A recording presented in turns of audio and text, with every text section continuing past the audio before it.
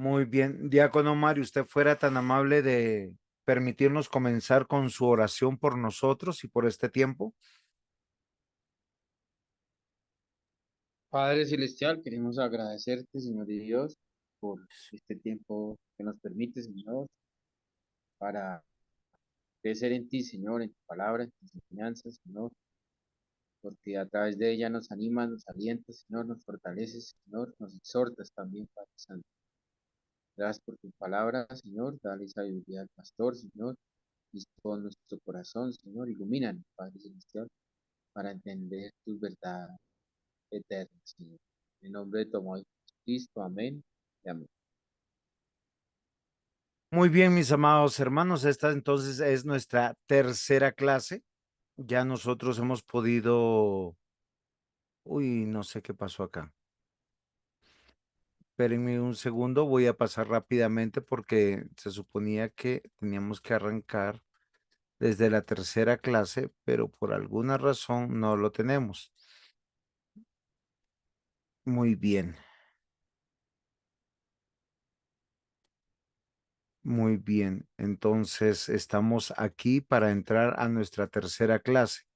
El desafío de esta semana era haber podido venir leyendo los 9 libros de la escritura. Entonces, eh, no sé si alguien ha podido leer algo y qué opinión nos tiene sobre las premisas que nosotros dimos en las clases pasadas para poder comprender mejor estos libros en una sola estructura: conquista, monarquía y disciplina o vida, ¿sí? O el establecimiento del reino sería. Entonces, ¿cómo ustedes lo han visto?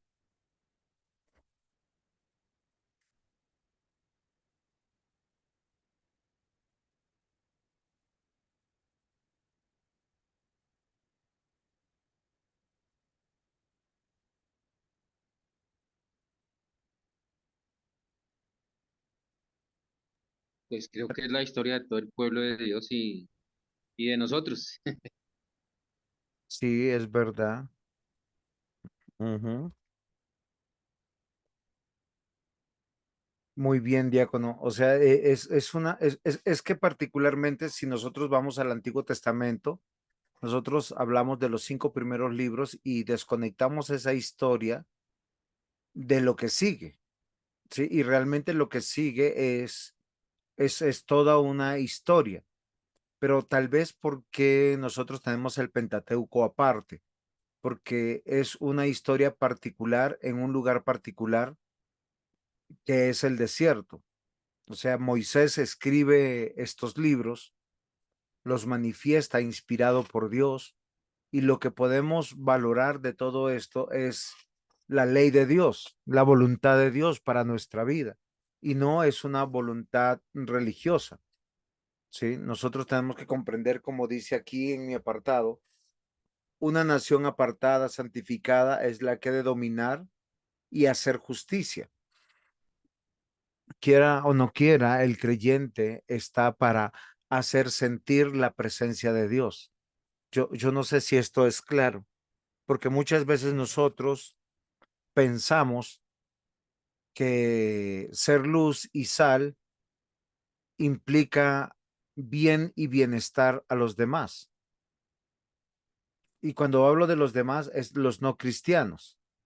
Hay una comprensión de gran parte del pueblo de Dios, como cuando te dicen, eh, tú tienes que ser luz y sal, pero te están diciendo, hazle el bien, a veces por encima de todo principio bíblico. Y cuando se comprende como bien, es pasando por alto lo que Dios demanda de nosotros.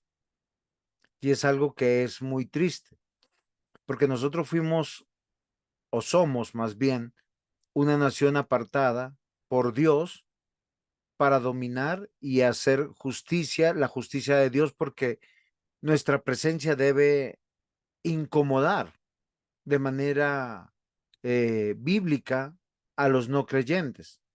¿Por qué? las naciones detestaban al pueblo de Israel en su gran mayoría por ser monoteístas, porque sus costumbres eran diferentes y nosotros a veces olvidamos eso.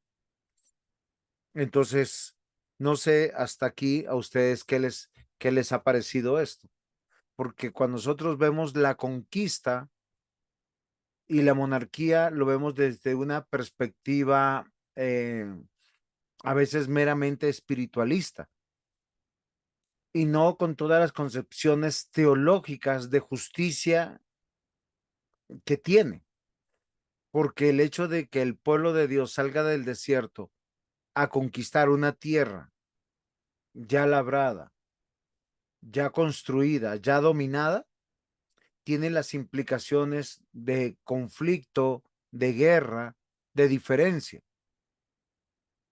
Tanto así que el mismo pueblo cuando sale y va a conquistar, dice, oigan, ellos son más poderosos, ellos son diferentes, ellos tienen más armas, ellos tienen mejor su economía, ellos tienen mejores maneras de subsistir que nosotros.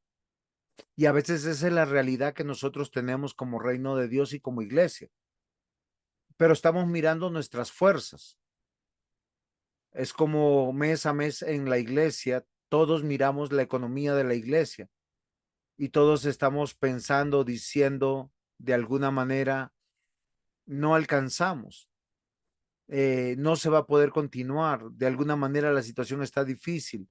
Uno hace proyectos y la gran mayoría de personas prefieren sus proyectos individuales que eclesiales, personales que del reino de Dios. Y muchos piensan que es en cualquier lugar como yo escojo, convenientemente. Pero la Biblia cuando nos muestra un Pentateuco que se origina en el desierto.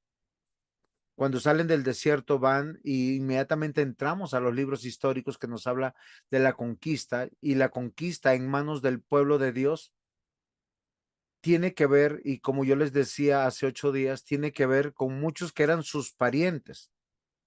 Solo piensen, conquistar a Edom, ¿qué significaba eso? Diácono Mario, ayúdeme usted un poquito. ¿Qué implicaciones tenía el pueblo de Dios, el pueblo de Abraham, de Isaac y de Jacob, conquistar Edom?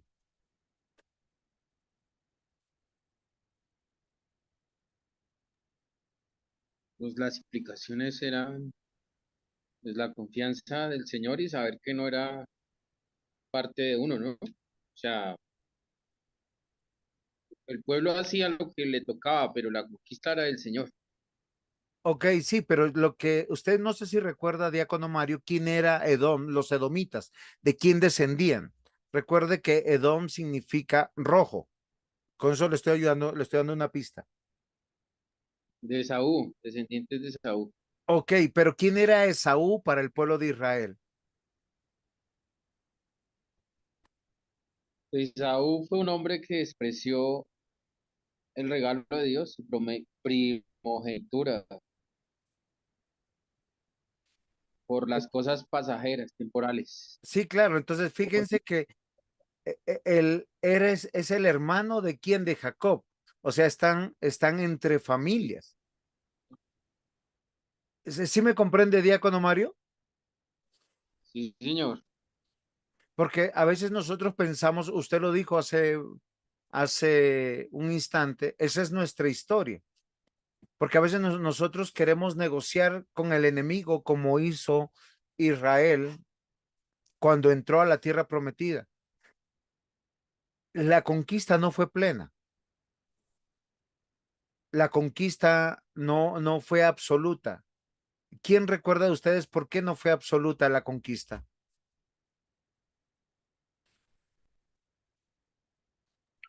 porque ellos se pusieron a hacer alianzas con los pueblos que tenían que destruir. Ok, pero muchos de ellos fue por amistad, por familiaridad. Y es algo que, miren, por lo menos la historia de los jueces cuenta una historia de 200 años. El tema de nosotros abrir las puertas sin considerar a lo que fuimos llamados y teniendo en claro que cuando decimos que venimos a conquistar, no es a matar y a destruir haciendo la guerra ordinaria, sino desde la perspectiva hoy del evangelio, es a comunicar el evangelio, a vivir como cristianos, a adorar a nuestro Dios, a estar entre cristianos. Yo quiero que esa premisa sea fundamental en medio de nosotros, porque vamos a hablar de el propósito de Dios con los libros históricos. Yo solo quiero que ustedes piensen que cuando ustedes están leyendo jueces, perdón, Josué, jueces, Ruth, conquista, Samuel, Reyes, Crónicas, monarquía, Esdras, Nehemías y Esther, sí, la disciplina del Señor.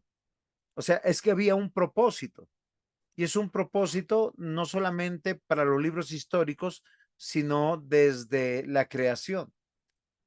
Ahora, yo lo que no estoy diciendo, quiero ser claro, lo que no estoy diciendo es nosotros no tenemos por qué hacernos antipáticos a los demás. Nosotros tenemos que considerar estos libros y decirnos qué es lo que nosotros tenemos que vivir. El mismo Señor Jesús lo dijo de esta manera cuando lo acusaron a él que venía en nombre de Belcebú a liberar demonios, a sanar y hacer todos los milagros. Y él dijo, oigan, entiendan, eso sería una paradoja, porque todo reino dividido nunca va a progresar. Y nosotros como parte del reino de Dios tenemos que unir fuerzas. ¿Para qué? Para proseguir con la conquista de la tierra que es de Dios. Y esta conquista es como lo dice la palabra de Dios cuando nosotros vamos a Efesios capítulo 6, nosotros entendemos algo que debe ser para nosotros muy importante e interesante, porque dice vestidos de toda la armadura de Dios para que podáis estar firmes contra las acechanzas del diablo. Porque no tenemos lucha contra sangre y carne, sino contra principados, contra potestades, contra gobernadores de las tinieblas de este siglo, contra huestes espirituales de maldad en las regiones celestes. Y miren lo interesante, siempre hay cuatro elementos en medio de la conquista en la tierra. Está la parte política, la parte económica, la parte cultural y la parte litúrgica. Digo despacio, la parte política, la parte económica, la parte cultural y la parte litúrgica. Todos estos componentes nos está advirtiendo Efesios capítulo 6. En el momento de la conquista en el Antiguo Testamento, recuerden que todo el Antiguo Testamento es una sombra después de que el Señor Jesús viene y gana en la cruz y vence a los enemigos. Sí, para que nosotros entendamos, los judíos hasta ese momento habían entendido, no, tenemos que hacer preservar las murallas, el templo, el territorio de Palestina, porque de ahí se va a conquistar toda la tierra. Ese es el propósito por lo que nosotros fuimos escogidos, pensaban los judíos. Pero el Nuevo Testamento nos aclara que nunca fue la intención de Dios esa. La intención de Dios es la manifestación de su reino y eso es algo que nosotros tenemos que considerar en nuestras vidas. Por eso yo quiero partir desde la premisa de la pregunta del Catecismo Menor de Westminster. ¿Cuál es el fin principal del hombre? Y todos lo sabemos de memoria. El fin principal del hombre es glorificar a Dios y gozar de él para siempre. En ningún aspecto de manera principal tiene que ver con nuestra vida. Nuestra vida tiene un efecto colateral de glorificar a Dios y de gozar de él para siempre. ¿Por qué razón? Porque las circunstancias nuestras son diversas. Enfermedades, adversidades políticas, adversidades económicas, adversidades culturales, adversidades litúrgicas. Lamentablemente, hoy en día, muchas personas negocian sus principios bíblicos entendiendo que no adoran a Dios para estar en lugares que no son iglesia. Acá hay 3 citas de las cuales tenemos que meditar de lo que significaría el fin principal del hombre. Ahora, ¿por qué yo quiero partir? Porque lo que es útil para nosotros hoy lo tuvo que ser para Josué, para los jueces, para Ruth, para la historia de todos los monarcas establecidos y para aquellos que esperaron la promesa del retorno a la tierra prometida. Romanos 11:36 dice, porque de él y por él y para él son todas las cosas, a él sea la gloria por los siglos de los siglos. Amén. Ahora, aunque Pablo escribe esto mucho, o sea, de manera posterior, muchos años después de suscitado toda la historia del pueblo de Dios, nosotros vemos algunos elementos interesantes que están aquí demarcados. Cuando nosotros pensamos en que porque de él y por él y para él son todas las cosas, tenemos que pensar en la tierra, esa tierra que se conquista, no la estamos conquistando en nuestro nombre. Hoy en día la estamos conquistando a través del evangelio.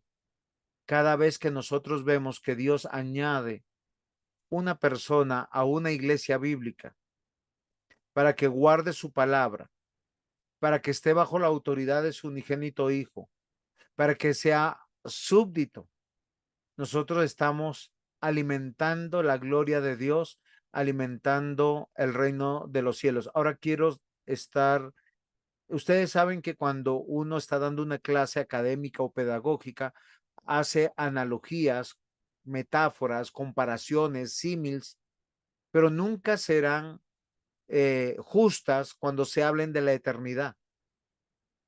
Porque alguno dirá, es que Dios no comparte su gloria con nadie, es que Dios siempre hará lo que le place. Sí, eso es verdad. Pero es que Dios le encargó a un pueblo la conquista de la tierra bajo su poder, como decía el diácono Mario. O sea, es Dios conquistando la tierra. Cada vez que nosotros vemos el libro de Jueces, una y otra vez Dios mostró que no eran con el ejército, que no era con las armas, era con la fe puesta en el Señor.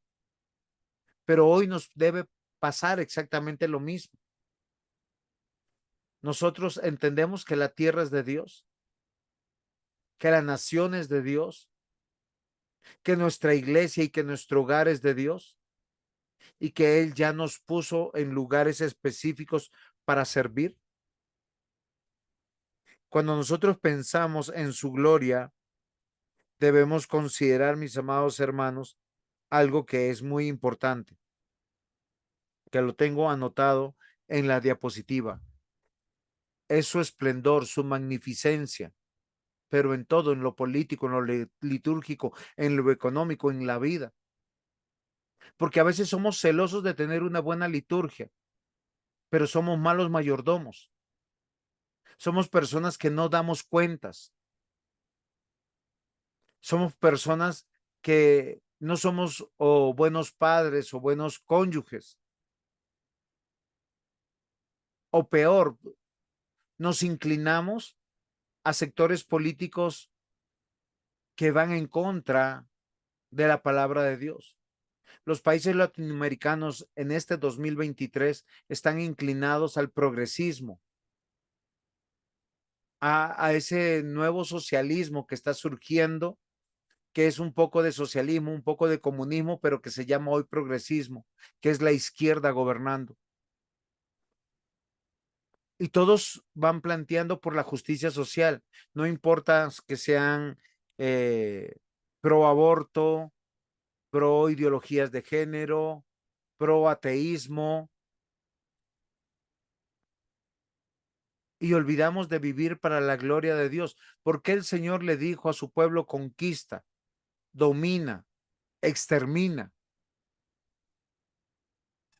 Y quiero volver un poquito a Efesios 6, porque no tenemos lucha contra sangre ni carne, sino contra principados, contra potestades, contra gobernadores de las tinieblas de este siglo. Muchos comentaristas bíblicos muy ecuánimes dicen que estos son sistemas políticos, sistemas de ideología que se han levantado para destruir la iglesia desde la política, desde la sociedad, desde la cultura, desde la economía. No es contra personas. Ellos están bajo el cielo en toda la tierra, yendo en contra de Dios. Y si nosotros nos damos cuenta, lo que más daño hizo al pueblo de Dios en la narrativa de los hechos históricos es que ellos siempre abrieron sus puertas a querer ser más benignos que Dios. Dios le dijo, ustedes son mi pueblo, entren a este lugar, ustedes serán mi pueblo especial, me van a obedecer. Miren, cada uno de los libros, ustedes siempre encontrarán esto, que Dios demanda lealtad, fe, obediencia y unidad por siempre. Es que nuestras posiciones políticas, litúrgicas, económicas y de vida tienen que ser para Dios. Y los libros políticos, perdón, los libros históricos nos manifiestan esto. ¿Ustedes recuerdan por qué Saúl fue desechado? ¿Quién recuerda por qué Saúl fue desechado? Por su Porque buenismo. desobedeció a Dios, pastor. Muy bien, ¿con quién Por su hablé ahorita? desobediencia. Muy bien. No me di cuenta quiénes me hablaron, pero me pareció que Jenicita habló. Sí, señor. Muy bien, bienvenida. No sabía que estabas aquí, no te había visto. Estaba concentrado. ¿Quién más? ¿Alice fue también o Natalie? Mario. Muy bien, diácono Mario. Perfecto. Ahora, ¿cuál fue la desobediencia a Dios, la que él hizo? Porque a veces nosotros olvidamos. En Samuel capítulo 1, versículo 16 dice, dijo Jehová a Samuel, ¿hasta cuándo llorarás a Saúl, habiéndolo yo desechado para que no reine sobre Israel? Es algo evidente de lo que yo estoy considerando. Recuerden que Dios dice en su palabra que él fue desechado como rey, no como hijo de Dios. Él tiene muchas perspectivas de su temor a Dios y una vida muy ajustada al temor a Dios, a pesar que persiguió a David para matarlo. Lo que hizo Saúl fue dos cosas que fueron aborrecibles posiblemente para Dios y de esta manera. Dios había llamado a Saúl para castigar a Amalek, ¿sí? Porque Amalek había hecho cosas malas, era un pueblo que había hecho cosas malas junto con su rey. Y Dios le dice, destruye todo lo que tienes, no te apiades de él. Mata a hombres, mujeres, niños y aun los de pecho, vacas, ovejas, camellos y asnos. Si usted quiere comprobar lo que yo estoy diciendo, es 1 Samuel capítulo 15. Ahora, Saúl convoca al pueblo. Él pasa revista, 200,000 hombres van a pie, 10,000 hombres de Judá. O sea, él tiene un ejército y en vez de hacer lo que Dios le dice, él se apiada de Amalek y se apiada de los animales. Altercó con Dios porque él quiso ser más piadoso que Dios. Y es algo que nosotros tenemos que evaluar. Muchas personas estamos preocupados por nuestros seres queridos. Y es con sinceridad y la mejor manera de preocuparnos es hacer la guerra espiritual que habla la escritura, de predicar el evangelio y mostrarles que nosotros vivimos el evangelio. Esa es la conquista que nos llama el Señor hoy en día. La conquista que se hace en este momento es por el territorio, para evocarnos y hacernos apuntar a esa tierra prometida que es el reino de Dios, que es lo que nosotros conocemos, la venida de nuestro Señor y el establecimiento final de su reino. Pero todo tiene que ver con su gloria. ¿Hasta aquí está claro? ¿Alguien tiene algún aporte o alguna pregunta?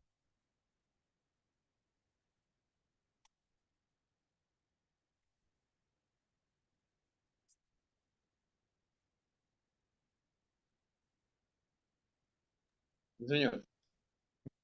Muy bien, 1 Corintios 10:31 dice, si pues coméis o bebéis o hacéis otra cosa, hacedlo todo para la gloria de Dios. Queridos hermanos, esto es muy delicado, porque cuando nosotros decimos que hemos conquistado la tierra, o sea, solo piensen, cada hogar establecido bajo la palabra de Dios, bajo el rey que es su unigénito hijo, nosotros estamos buscando dándole la gloria a nuestro Dios. Y es algo que posiblemente nosotros hemos olvidado. ¿Y por qué yo se los digo, mis amados hermanos? Porque la conquista no tiene que ver hoy como lo hace el mundo. Nosotros estamos haciéndolo a través de vivir la palabra de Dios. Solo piensen en algo. Por causa de nosotros, o el nombre de Dios es exaltado, o por causa de nosotros, el nombre de nuestro Dios es pisoteado. Y nosotros estamos diciendo que el fin principal del hombre es glorificar a Dios y gozar de Él para siempre. Cuando comemos, cuando hacemos otra cosa, cualquier cosa, estamos manifestando que Cristo reina, que Dios reina, que Él es nuestro Señor, es nuestro Dios. En cada decisión que nosotros hacemos, tú te golpeas el dedo hoy o te quemas por algún accidente o te cortas, las palabras que salgan de tu boca, tu reacción es como glorificará a Dios. Tu manera responsable de abordar la vida en las decisiones correctas que tienes que hacer, como acercarte cada domingo para glorificar a Dios en un culto, dice racional, guardar ese día. Ni siquiera tiene que ver con solo estrictamente con las horas de culto, sino con todo. Algunos lo estamos haciendo por causa de una situación económica que está viviendo Colombia y creo que en otros países también. Hacemos el esfuerzo de venir, otros a veces no pueden. Pero yo debo de considerar cuáles son mis decisiones, porque esas decisiones están glorificando a Dios. Es que Cristo está sentado en el trono. Yo les pregunto a ustedes, ¿Cristo está sentado en el trono? Amén.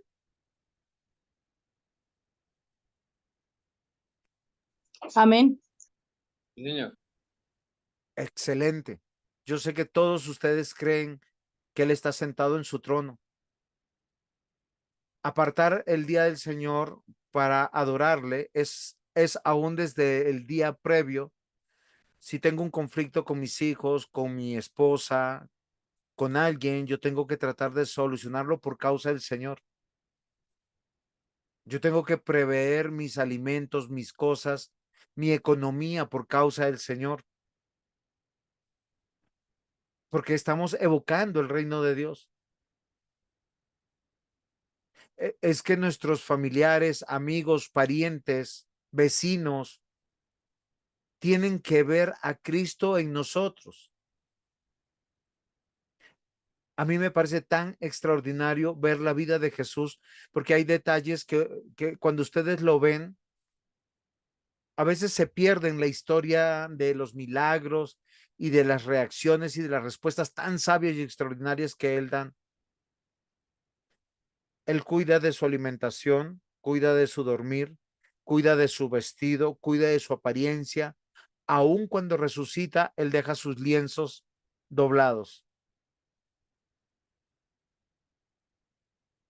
Es una cosa extraordinaria. Aún resucitado, nos habla de la oración, nos habla de la devoción de estar en la sinagoga, nos habla de la misericordia que Él tiene, no solamente hacia los seres humanos y los más desposeídos, como los enfermos fuera de las ciudades, los que no tenían que comer, los endemoniados, los ciegos, los cojos, los sordos, los leprosos, aún sus propios discípulos, aún los que tenían, sin distinción, salva a todos los que tiene que salvar, porque está buscando y Él está haciendo todo para la gloria de Dios y de eso se trata el reino de Dios. Cuando nosotros vemos el Antiguo Testamento y vemos cada acción que hace cada familia de Dios en medio o entre líneas, como se dice de cada historia, podemos ver que hay un pueblo fiel, leal a Dios a través de un pueblo. Es así que cuando vamos al Salmo 73, 25, 26, dice, ¿a quién tengo yo en los cielos sino a ti? Y fuera de ti, nada deseo en la tierra.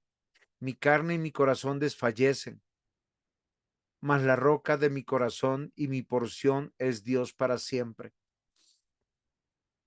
Yo no sé si estas clases nos están ayudando, que cuando leemos y ponemos en perspectiva correcta la conquista, la monarquía y la vida, hay dos cosas que ya se cumplieron completamente y plenamente. El Señor Jesús declaró, voy a preparar lugar para vosotros. Y yo no sé si ustedes cuando han escuchado y han leído eso, ustedes han tenido como la idea de un constructor de que va a ir a construir ladrillos y va a hacer una habitación, porque esa no es la idea de lo que el Señor Jesús está enseñando ahí. La idea de ir a preparar lugar es de que Él tenía que volver al trono celestial para venir y a través del juicio final darnos el lugar que Él ya ganó en la cruz hace 2000 años. Aquí en esta tierra, sea que tengamos mucho, sea que tengamos poco, nuestra mayor riqueza es Cristo, porque en Cristo no solamente tenemos las calles de oro, de plata, el mar de cristal, tenemos su presencia con nosotros. Y eso es lo más maravilloso de todo. Tenemos su palabra en nosotros, su presencia en nosotros. Y es algo que nosotros tenemos que considerar cuando veamos estos libros.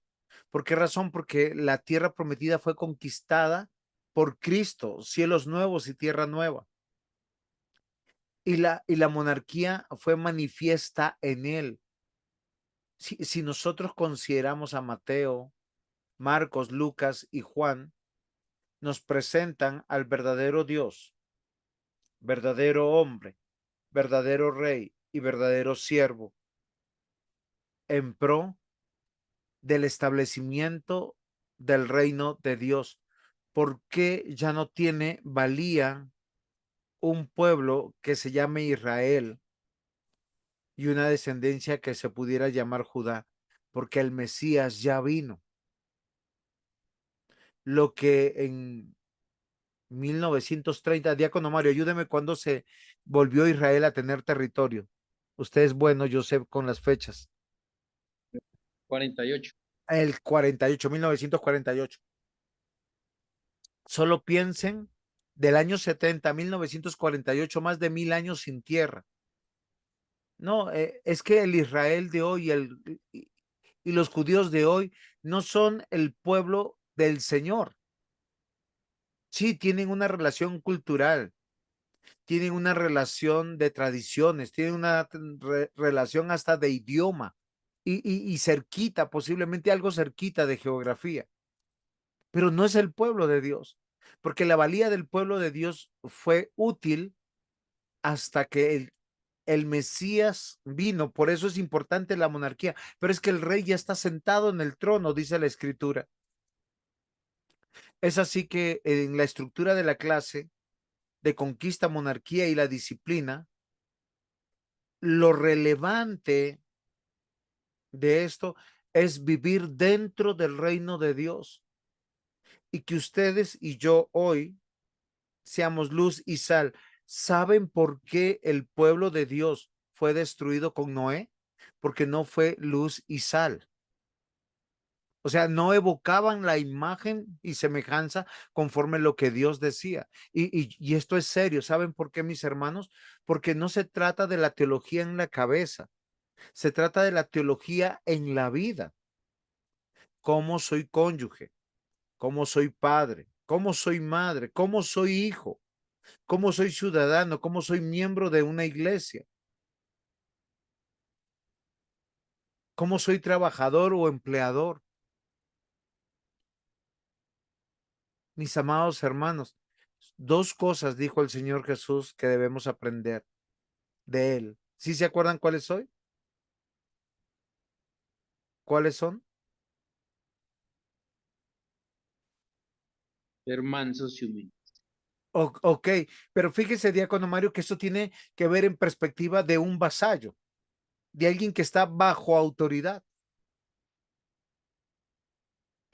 cosa que no nos gusta.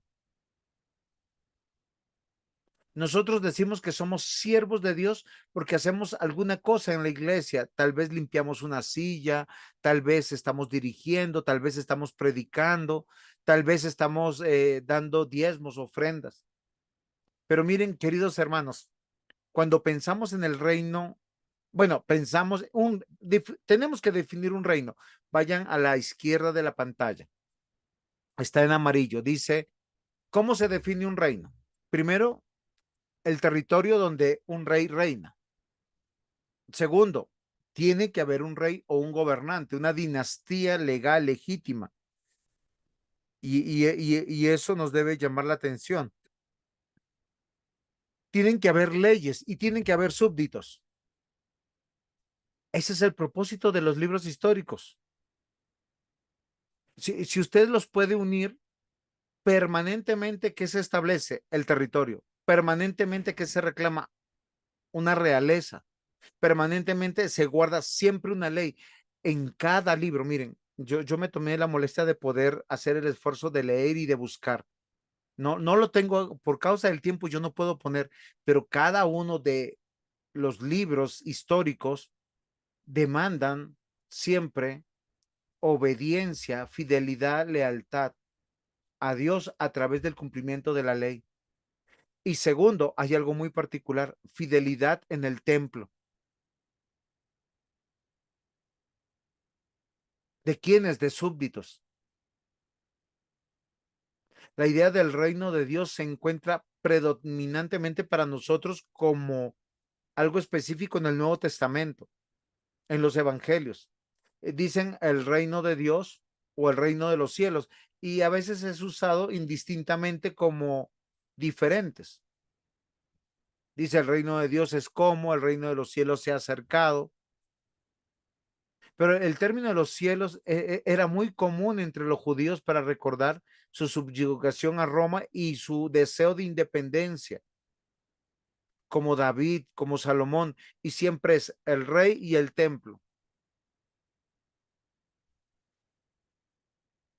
Y es algo que nos tiene que hacer pensar. Un aspecto presente sobre el reino de los cielos o el reino de Dios es cuando los evangelios describen a Jesús proclamando el reino como algo que ya está cerca, que está llegando en el presente, no como una realidad futura.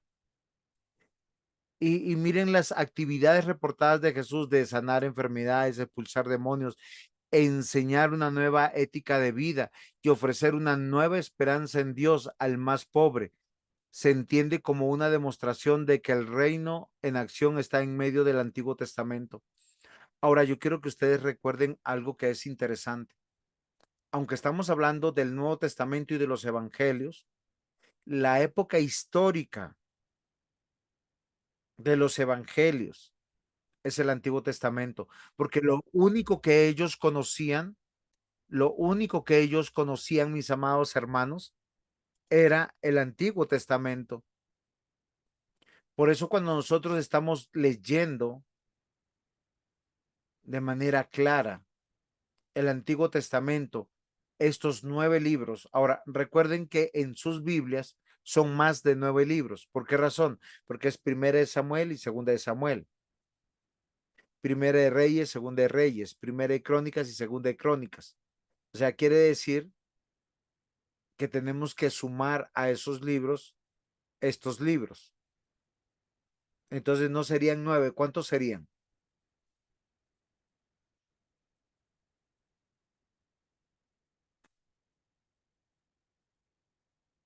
Es una pregunta para decir, están conectados y atentos.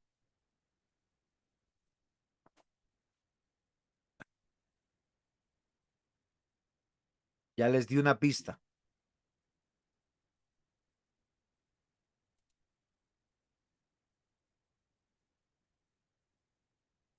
¿Ninguno? Bueno, queda de tarea. Ahora, cuando estamos leyendo los libros históricos, unan todo en una idea. Dios está manifestando un reino que tiene un territorio específico en el momento de los libros históricos, pero a través de los evangelios y a través del Nuevo Testamento entendemos que este reino va a abarcar toda la tierra, donde los súbditos del reino de Dios están en conflicto con aquellos que no son parte del reino de Dios. Y lo que siempre trajo de manera perjudicial daño a la iglesia, daño a la extensión del reino y daño al culto a Dios, fueron siempre los no cristianos. Es algo que nosotros tenemos que considerar, ya que la manifestación presente del reino fue expresada en una supracultura moral y liturgia. ¿Qué significa eso? Que nuestra concepción política, nuestra concepción económica, nuestra concepción de vida y de adoración es diferente a los que están fuera del reino de Dios. Y es algo que los libros históricos demarcan mucho, ya que el reino de Dios fue manifestado en una promesa entre sombras, como una evidencia provisional de una realidad más amplia de un futuro inminente. Ahora, con estas palabras, ¿qué quiero decir? Que cuando usted está leyendo Josué, Jueces, Ruth, Primera y Segunda de Samuel, Primera y Segunda de Reyes, Primera y Segunda de Crónicas, Esdras, Nehemías y Esther, todo esto es una sombra del establecimiento en un aspecto futuro del reino de Dios, en una implementación post-apocalíptica. ¿Qué quiere decir? Que como la tierra es el lugar del reino de Dios,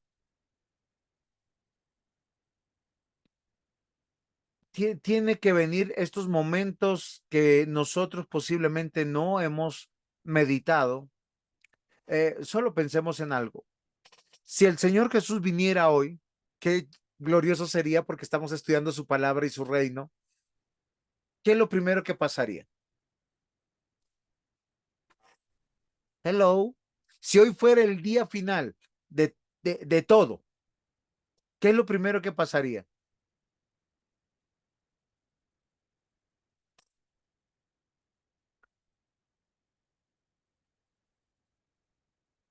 ¿Algún cristiano por ahí que sepa las escrituras? Si hoy fuera el día, pues hoy mismo estaríamos allá con el Señor. Gracias, Alice. Diácono Mario, ilústrenos más. Nada, terror, miedo. gratitud Ok, de todo un miren, poco. lo primero que dice las escrituras es que todo ojo lo verá. ¿A quién? Al rey. Dice que él viene en son de guerra. Eso es lo primero que va a pasar. Todos los vamos a ver. Y si estoy mal en alguno de los eventos posapocalípticos o apocalípticos que vienen, es que la iglesia que está con vida saldrá a su encuentro y en un abrir y cerrar de ojos nuestros cuerpos dejarán de ser mortales para ser glorificados y los que están muertos resucitarán. Y hay una separación de este mundo temporal. ¿Por qué razón? Porque este mundo va a ser destruido con todos los que están vivos en ese momento. Y la razón es muy ecuánime y muy racional. ¿Por qué razón? Porque los no cristianos que estén con vida necesitan recibir su cuerpo glorificado para enfrentar el juicio de Dios. Porque el Señor en el juicio de Dios, en el juicio final de Dios, que dice las escrituras, va a separar a las ovejas de las cabras. A uno les va a dar el destino con Cristo en una tierra renovada, glorificada. Ahora, no me pregunte qué parte le va a tocar, si es costa, no, yo no sé, o si el Antártico, no lo sé. Pero lo que sí sé es que no, se nos dará la tierra por heredad. Es una tierra prometida por heredad, donde Cristo reina en medio de todos nosotros, donde disfrutaremos su ley, o sea, nos deleitaremos en su ley, y es una vida ordinaria. ¿Quiénes? Sus súbditos. Los otros son apartados. Fíjense que ambas cosas manifiestan la teocracia de Dios. Y hoy necesitamos comprender esa tensión entre los aspectos futuros y presentes del reino de Dios, el ahora y el todavía no del reino de Dios, porque nosotros lo entendemos en la cabeza, pero no en el corazón. Posiblemente muchos de nosotros hoy o ayer o antes de ayer hemos visto por última vez a alguno de nuestros familiares y fue nuestra última oportunidad para predicarles de Cristo. O porque ellos mueren, o porque nosotros morimos, o porque sencillamente nuestros caminos nunca más se tropezarán.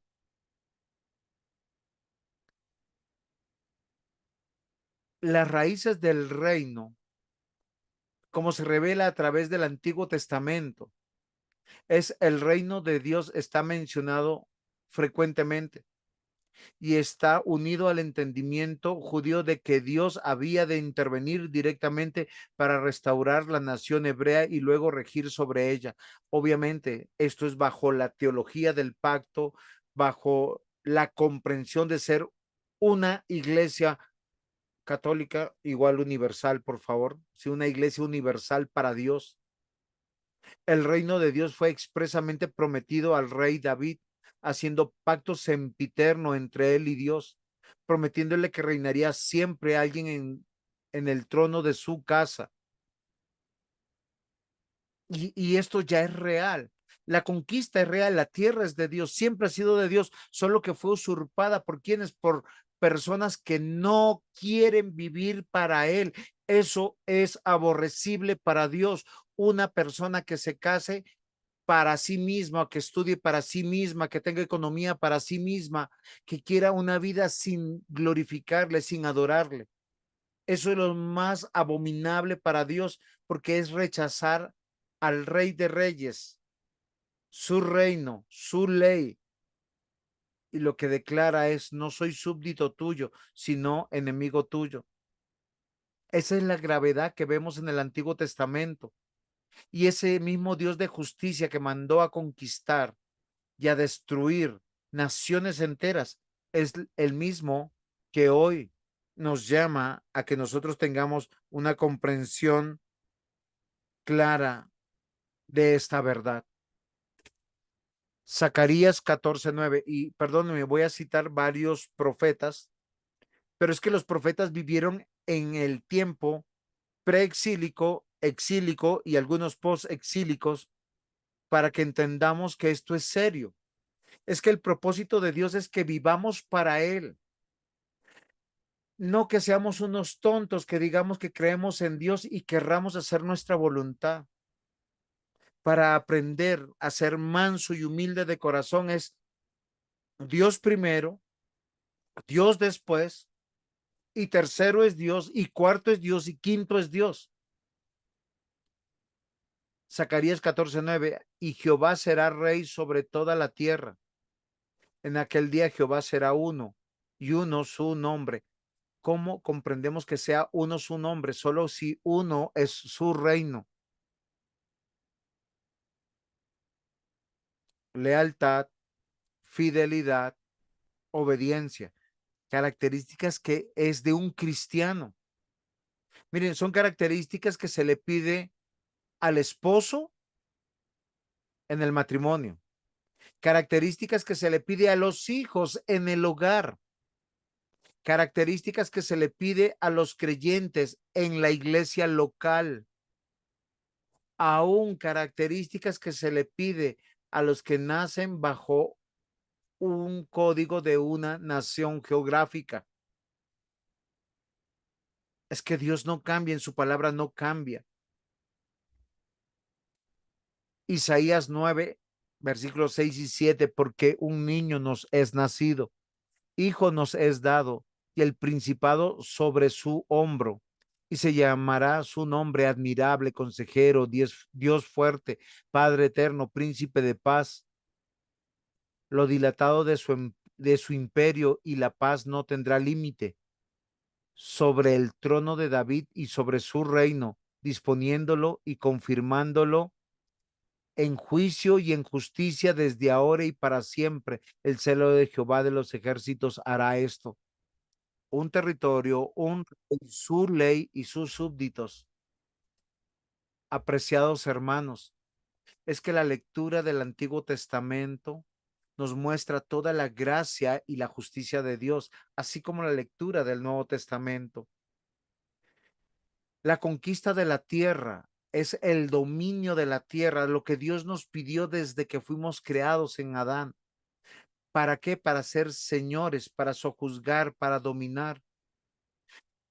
Lo que evoca cada varón en el hogar, cuando es proveedor, cuando es cabeza, pero también cuando es misericordioso, cuando es lleno de gracia, cuando es compasivo, cuando es bondadoso, lo que evoca todo hijo primogénito, cuando cuida y guarda a sus padres, cuando vela por el hogar y por su iglesia. Es que el reino de Dios tiene que ver con una vida para Dios. Isaías 37, versículo 16. Jehová de los ejércitos, Dios de Israel, que moras entre los querubines. Solo tú eres Dios de todos los reinos de la tierra. Tú hiciste los cielos y la tierra. El profeta Isaías, proclamando el juicio de Dios y proclamando el establecimiento del reino de Dios, que reclama para Dios toda la tierra. Un solo es el rey sentado en el trono. Una sola es su ley. Si usted lee Isaías capítulo 1, dice que las personas no vivían, eran de doble moral, llegaban a la iglesia impecables, cumplían sus diezmos, sus sacrificios, toda la parte litúrgica, pero vivían de maneras injustas, no como lo debe de hacer un súbdito. Daniel 2:28. Pero hay un Dios en los cielos, el cual revela los misterios, y él ha hecho saber al rey Nabucodonosor lo que ha de acontecer en los postreros días. He aquí tu sueño y las visiones que has tenido en tu cama. Y si recordamos cómo interpreta Daniel sus sueños o los sueños de Nabucodonosor, y que él solamente es parte de un plan, del plan que tiene Dios de establecer su reino. Daniel 7, versículos 3 y 14. Miraba yo en visión de la noche, y aquí con las nubes del cielo veía como un hijo del hombre que vino hasta el anciano de días, y le hicieron acercarse delante de él, y le fue dado dominio, gloria y reino, para que todos los pueblos, naciones, lenguas le sirvieran. Su dominio es dominio eterno, que nunca pasará, y su reino uno, que no será destruido. Esto es importante que nosotros entendamos, mis hermanos, porque yo creo que hoy en día ese cristianismo light, ese cristianismo irresponsable que muchos viven, puede ser uno a causa de su ignorancia, de no entender que la importancia de nuestra vida en esta tierra hasta el último minuto, hasta el último segundo, tiene que ver con Cristo, con su iglesia, o que no son hijos de Dios. Porque recuerden que muchos llegarán y dirán, Señor, Señor, en tu nombre hicimos. Yo no sé qué tú estarás haciendo, pero lo que nosotros tenemos que comprender a través de los libros históricos es la justicia de Dios. Esa justicia de Dios que es implacable. Porque nosotros a veces pensamos en el Dios de gracia como que el Dios de gracia está desconectado de la justicia de Dios. Para que tú y yo, nuestros pecados sean perdonados, Él tomó la vida de su unigénito Hijo. La ira de Dios vino sobre la persona de Cristo en la cruz del Calvario. Es que Cristo entregó su vida, es diciéndole, Señor, aquí estoy por todos los pecados de un pueblo, de un reino presente, tanto Antiguo, Nuevo Testamento, todos los elegidos. Y Dios derramó su ira hasta quitar la vida del cuerpo de Jesús. Y si usted no dimensiona eso, si usted no dimensiona como cristiano, y de verdad que yo pensaba que después de la clase pasada, más de uno estuviera diciendo con temor y con temblor, es que la importancia de mi vida tiene que ver con el reino de Dios, no con esta vida. En esta vida la lucharemos, porque estamos en conflicto, estamos peleando la buena batalla de la fe. Pero nuestro celo es evocar y glorificar y gozar de aquel que nos llamó a un solo propósito, su reino. En la parte izquierda de la pantalla, sobre el propósito, yo quiero que nosotros pensemos cuando leemos los libros históricos esa perspectiva judía del reino. Por eso, ningún judío fue inexcusable cuando el Señor Jesús caminó entre ellos. ¿Por qué razón? Porque ellos podían reconocer al Mesías. Él es el que restablecería la casa de David. El descendiente de la dinastía davídica indicaría que para gobernar ese Israel, pero no Israel como nación, sino la nación espiritual de Dios o teológica de Dios. Jeremías 23, versículos 5 y 6. Vienen días, dice Jehová, en que levantaré a David renuevo justo y reinará como rey, el cual será dichoso y actuará conforme al derecho y a la justicia en la tierra. En sus días será salvo Judá, e Israel habitará confiado, y este será su nombre con el cual lo llamarán Jehová, justicia nuestra. Frente a ese propósito de Dios, nosotros tenemos que entender el territorio es la tierra. Y no me quiero cansar de decirlos. Se los voy a repetir como unas 5 diapositivas más. Hay un rey, ese es Cristo. Y el reino de Dios está establecido en medio de la política, de la economía, de lo social y lo litúrgico, porque es una vida para Dios. Ahora, no estoy diciendo que Dios sea político, ni que estableció reglas de política. Cuando hablamos de política, estamos hablando del arte de gobernar y la autoridad impartida para poder vivir la vida que tenemos. ¿Esto es claro? Si hay alguna duda, por favor. Si no me estoy dando a entender, yo les ruego que me lo digan. Porque decir que yo vivo dentro del reino de Dios me hace enteramente responsable como ciudadano de una nación, como miembro de un hogar con la posición que Dios me ha dado. Si usted es una mujer, usted es una mujer que vive para Dios, desde que se levanta, se arregla, deja su cuarto. Si usted tiene cónyuges, si usted tiene hijos, si usted o tiene a sus padres o tiene todo junto, lo está haciendo para Dios. Si usted es varón, está haciendo y viviendo dentro del reino de Dios. Todos nosotros somos parte de una economía, no solamente para la iglesia local, sino para todo el reino de Dios. Cuando hablo de lo social, hablo de la relación, de interactuar unos con otros y todos en una acción litúrgica de adorar. ¿Por qué? Porque Jesucristo reina en los cielos.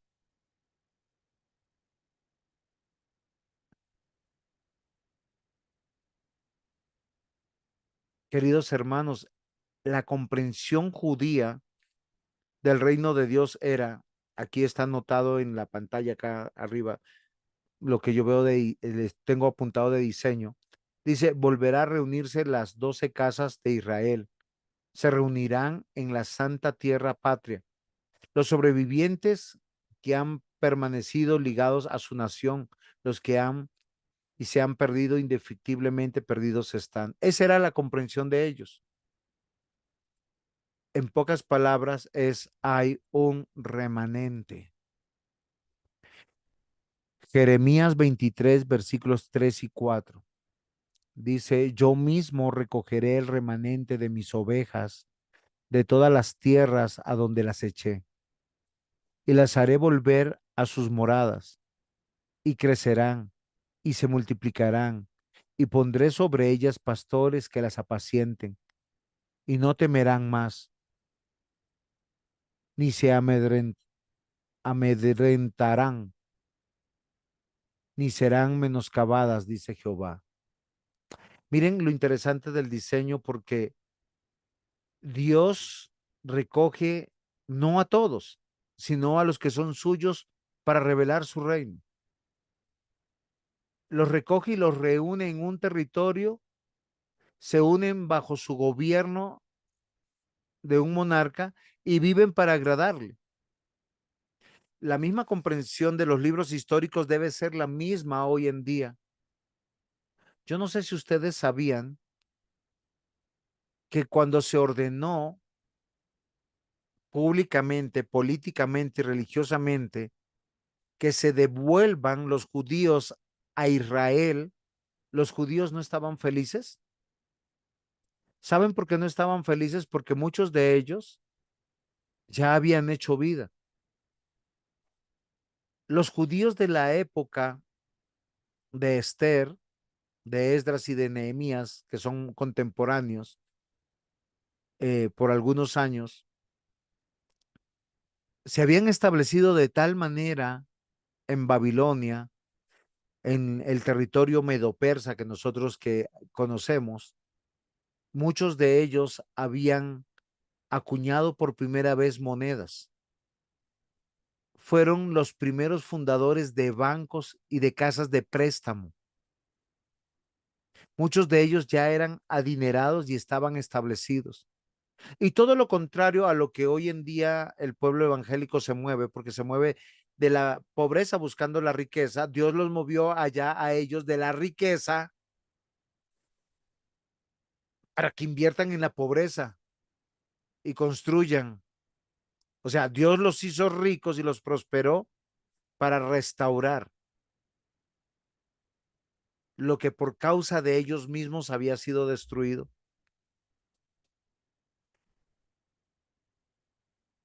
Bueno, este texto ya lo había leído, voy a avanzarlo y voy a ir a Miqueas capítulo 4, versículos 2 al 4.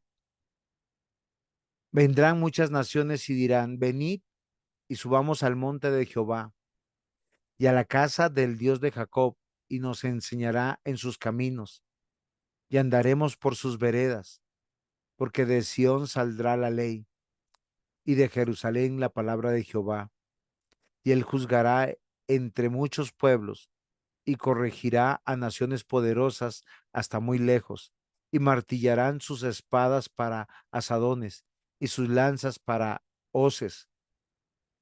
No alzarán espada nación contra nación, ni se ensayarán más para la guerra, y se sembrará cada uno debajo de su vid y debajo de su higuera, y no habrán quien amedrente, porque la boca de Jehová de los ejércitos lo ha hablado.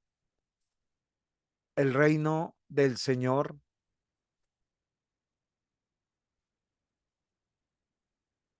traerá la paz mundial. No estoy hablando de la paz terrenal, estoy hablando de la reconciliación en Cristo.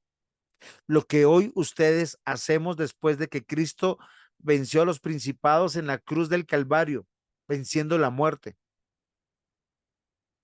A través de su palabra estamos reconciliando. A través de su palabra estamos haciendo algo tan poderoso y extraordinario que posiblemente usted no lo ve ni yo lo veo, pero quiero que lo reflexione. Es que el propósito de Dios es llevar la imagen de Dios dominando toda la tierra y multiplicando el pueblo de Dios. Y a cada uno se nos dio esta tarea. Por eso deseamos que los creyentes se casen con creyentes, tengan hijos creyentes, no porque nazcan creyentes, sino porque a nuestros hijos los educamos en la palabra. Porque solo así tenemos una vida dentro del reino de Dios y Dios habitando en medio de nosotros. Y la razón de nuestra vida es Él. No es nuestra economía, no son nuestros familiares, no son nuestros hijos, no es nuestra esposa o nuestro esposo. Queridos hermanos, es que el diseño es que el Rey Jesucristo, el territorio que es la tierra, está siendo dominado, conquistada por todos los elegidos, por todos los adoptados en una vida nueva bajo su palabra. Esto fue tan real, si usted ve los libros históricos, si usted ve el fracaso cuando se quiere imponer la violencia por la fuerza, por el ejército, cuando David se equivoca cuando hace un censo, Salomón se equivoca cuando confía en sus riquezas y en su sabiduría, se equivoca cuando el reino se separa, se divide a través de los descendientes de Salomón y este nuevo general que se levantó, o cuando regresan del exilio, ellos quieren negociar diciendo, miren, esto es muy triste de Esdras y de Nehemías, porque aunque el pueblo de Dios en primera medida se separa de los paganos y de las paganas, finalmente comienzan otra vez a casarse y a darse en casamiento de esa manera, provocando a Dios siempre a ira. El nuevo reino, de acuerdo al Antiguo Testamento, se instalará en un reino del Mesías y luego aplastará esta tierra y el cielo que conocemos, donde se instalará definitivamente el reino. ¿De qué nos habla ese propósito? Que hay un linaje protegido hasta Cristo y guardado. Ya la tierra es toda de Dios. En este momento está siendo usurpada por todos aquellos que Dios ha de destruir bajo su ira y por la eternidad. No piensen que es una destrucción temporal por un terremoto, por un tsunami, por la erupción de un volcán. Esos son juicios muy pequeños y parciales, recordando que Dios es fuego consumidor. Queridos hermanos, ya el reino es una realidad final. Está cerca hasta que sea añadido el último miembro del reino de Dios.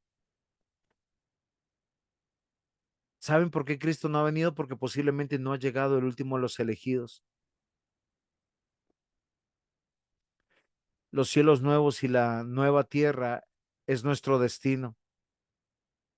A veces me parece tan paradójico que nosotros como cristianos perdamos la paz o por una enfermedad o por la economía o porque sencillamente el Señor nos llama a su presencia. Cuando eso es una buena noticia. Tal vez el texto de Isaías 11 es el más revelador del Antiguo Testamento. Lo podemos leer aquí. Dice, saldrá una vara del tronco de Isaí y un vástago retoñará de sus raíces. Eso nos habla del linaje de nuestro Señor Jesús. Isaí, padre de David. Y reposará sobre él el espíritu de Jehová, espíritu de sabiduría, de inteligencia, espíritu de consejo, de poder, espíritu de conocimiento y de temor de Jehová, y le hará entender diligente en el temor de Jehová. No juzgará según la vista de sus ojos, ni arguirá por lo que oigan sus oídos, sino porque juzga con justicia a los pobres, y arguirá con equidad por los mansos de la tierra, y herirá la tierra con vara de su boca, y con el espíritu de sus labios matará al impío. Y será la justicia cinto de sus lomos y fidelidad ceñidor de su cintura. Ustedes conocen esta historia mucho, lo que sigue en estos versículos. Morará el lobo con el cordero, el leopardo con el cabrito, se acostará el becerro y el león y la bestia doméstica andarán juntos, y un niño los pastoreará. La vaca y la osa pasarán, sus crías se echarán juntas, y el león como el buey comerán paja, y el niño de pecho jugará sobre la cueva del áspid, y el recién destetado extenderá su mano sobre la caverna de la víbora. No harán mal ni dañarán en todo mi santo monte, porque la tierra será llena del conocimiento de Jehová, como las aguas que cubren el mar. Queridos hermanos, todo esto habla de la reconciliación y de la paz que trae el reino de Dios a los hijos de Dios, y para esto no habrá ninguno que no sea cristiano en este reino establecido. Este es el celo tan grande que es manifiesto en el Antiguo Testamento como una sombra del reino que es por venir. Entonces, el Antiguo Testamento es la historia de estos libros históricos, perdón la redundancia, ver el obrar de Dios guardando un linaje, su palabra y una población. Todo el énfasis en el reino de Dios destaca que el Señor sobre todo, sobre toda la creación, sobre todas las naciones, y todos estamos bajo el señorío de Dios. Nos toca reconocerlo. Yo les pregunto, ¿ustedes viven con esta preocupación? Si están reconociendo a Dios y mañana cuando se despierten, su pregunta es, ¿mis hijos reconocieron al Dios, al dueño de todo, al dueño de la vida, al Rey de Reyes? Yo como creyente, como esposo, o las esposas o los hijos, estamos reconociendo a Dios y viviendo para Él, no preocupados por la mundanalidad de este mundo, buscando poder, bienestar y riqueza, sino pensando en la extensión del reino, ya que la visión del reino de Dios también indica que Dios tiene un plan. La creación, el universo, la historia tiene una meta y Dios nos guía a esa meta. Recuerden esa visión, Cristo viniendo desde el cielo con sus ángeles y nosotros encontrándonos con Él y viendo cómo este mundo será recreado en medio de su justicia. Y ningún vínculo tendremos con los no creyentes. El plan de Dios se expresa en el lenguaje del reino, mis hermanos. y precisamente del reino davídico, de ese reino que nosotros estamos viendo en estos libros. Ese es el plan de Dios. Claro, incorpora decisiones humanas, sí. Decisiones de sus hijos también. Pero tenemos que tomar en serio esa creatividad que Dios nos ha dejado a nosotros como una responsabilidad. Todos los libros históricos es un diálogo entre Dios y los hombres, donde Dios es verdadero, permanente, fiel, misericordioso, lleno de gracia, y un hombre que se equivoca y se equivoca. La Biblia destaca que el plan de Dios se centra en el Mesías. Nuestro Señor Jesucristo es el centro del reino de Dios. Yo les pregunto, ¿es Cristo y su reino el centro de sus proyectos? ¿Lo están viviendo de esa manera? ¿Están educando a sus hijos para que teman y amen al Señor? Porque sin el Señor no hay vida, no hay bienaventuranza, no hay bienestar, solo hay terror, pavor, fracaso. Cristo mismo dijo, el que no recoge conmigo desparrama. Aquel que no construye sobre su casa, sobre la roca, vendrán los ímpetus, ríos, las lluvias y la destruirá. Como los discípulos de Cristo estamos llamados por Dios. Somos parte de este gran plan. Usted se siente privilegiado de ese futuro glorioso. Mis hermanos, yo espero que sí, porque este es el propósito de estos libros históricos, mostrándonos a un Dios fiel, perseverante, misericordioso y lleno de gracia, pero implacable con sus enemigos, implacable con aquellos que construyen vidas sin Dios, que se casan y se dan en casamientos sin Dios. Por favor, lean esos textos, lean estos textos históricos, que nos queda una clase, mis hermanos. Muchas, muchas gracias. Te quiero terminar con Miqueas capítulo 2, versículos 12 al 13. De cierto te juntaré todo, oh Jacob. Recogeré ciertamente el resto de Israel.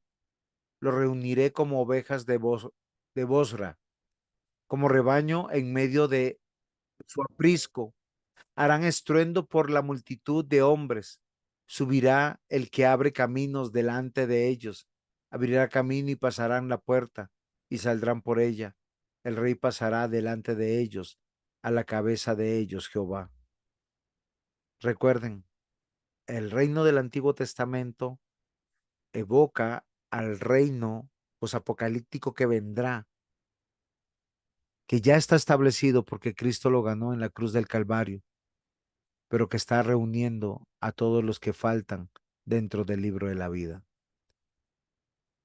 Queridos hermanos, muchas gracias. El reino de Dios se ha acercado y el reino de Dios es como usted lo está viviendo, porque es ahí donde usted muestra si es un súbdito del reino de Dios, y tal vez la próxima clase hablaremos un poquito más de esto, de todas las demandas que se hacen para seguir la ley de Dios.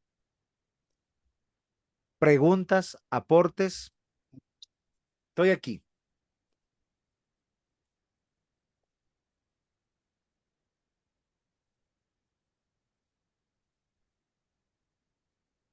Ajá.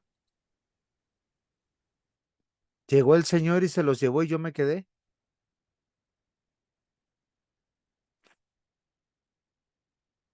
No, señor. Ah, bueno. Entonces, aportes, preguntas.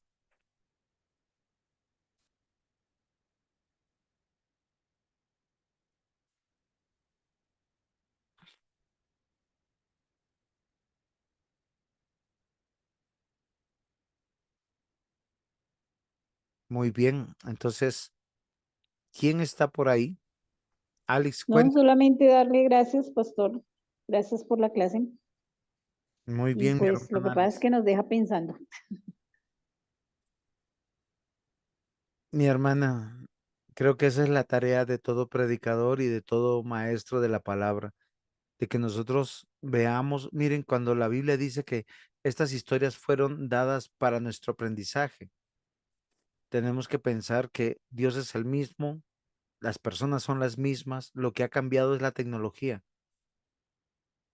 pero las demandas de Dios son las mismas para cada hogar, para cada varón, para cada mujer, para cada hijo, para cada miembro del pueblo de Dios. Y es igual, lealtad, fidelidad, obediencia. Y no nos podemos engañar pensando que somos solamente confesionales. Yo creo que soy hijo de Dios. No, tu vida debe de evocar quién reina en tu vida. ¿Si es así o no es así? Sí, señora, así debe ser. Mi hermana, despídanos, por favor. Si hay alguna pregunta, pues por interno ya será. Señor y Padre amado, damos gracias. Gracias por esta enseñanza, Señor, y ayúdanos, Padre amado, a que meditemos y pongamos en práctica tu palabra, Señor. Que corrijamos todo aquello que hasta el momento estamos haciendo mal, Señor. Y de verdad seamos obedientes, estemos en unidad y hagamos lo que debemos hacer como el pueblo tuyo, Señor, para darte realmente la gloria a ti, para que nuestra vida glorifique, Señor, tu santo nombre. Dios, gracias por nuestro maestro, gracias por cada uno de los que estamos aquí, Señor, y de este pueblo tuyo, Señor, que en medio de los errores que cometamos, Señor, te amamos y queremos seguir contigo. Queremos aprender cada día más de ti, Señor. Gracias, Dios, te alabamos, engrandecemos tu nombre. En el nombre de Jesús, amén. Amén. Mis hermanos, el Señor les bendiga, les guarde, se les quiere mucho. Que oren por mí, que el Señor me ayude en estos estudios que no son fáciles. Gracias, pastor. Sí, señor. Saludos a la Gracias. Feliz descanso a todos. Gracias, papá. Chao.